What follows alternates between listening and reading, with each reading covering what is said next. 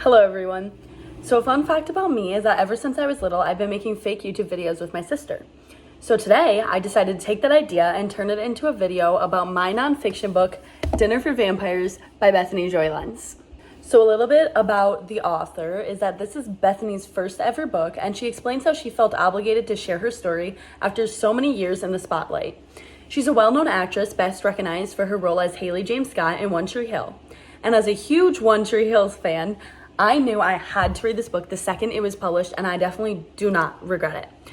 So I'm going to start off by reading a little sneak peek from the back cover of the book. So it says, typically when I tell someone I was in a cult, their first response is which one?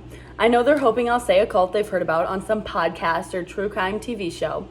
I know this because I see the disappointment on their faces when I say just a small Bible-based group in the Pacific Northwest. You wouldn't have heard of it. So now I'm going to share a summary that I wrote myself after finishing this book. So this book goes into detail about Bethany's teenage life and starts with her move to Hollywood away from her parents for the first time. She begins to feel lonely, and in order to find friends, she attends a Bible study with her new roommate. Bethany explains that faith has always played a huge part in her life, and she wanted to explore religion in this new chapter of her life. The Bible study starts as a small gathering, but when a new pastor from Idaho joins, he takes over and leads the group in a new direction.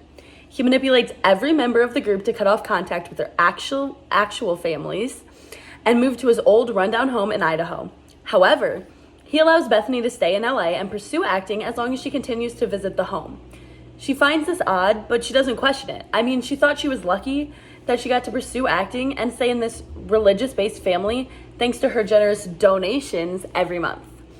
After marrying the leader's abusive son and having his child, she decides she needs to leave.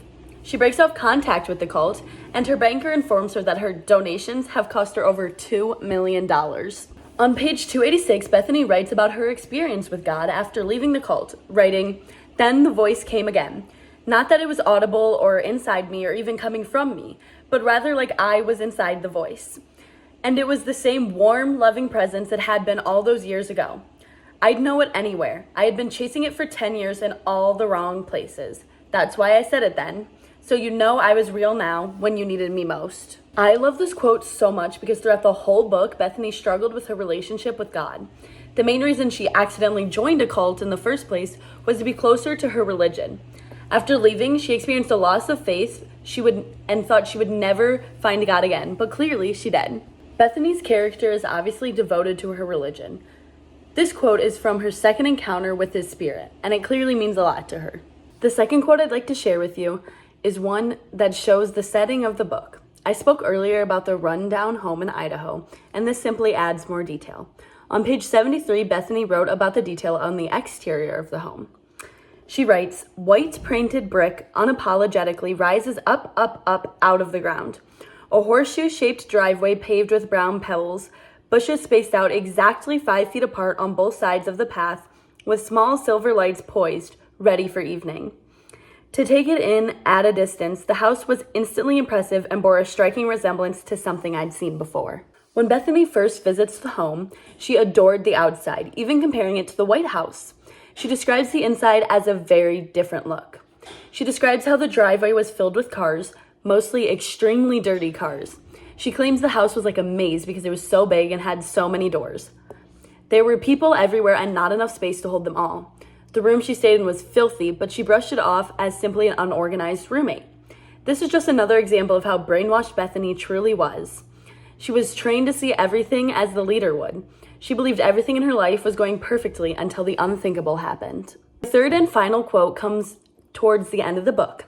At this point, Bethany is married to the leader's son, who she calls QB, and they are living together because she is 6 months pregnant.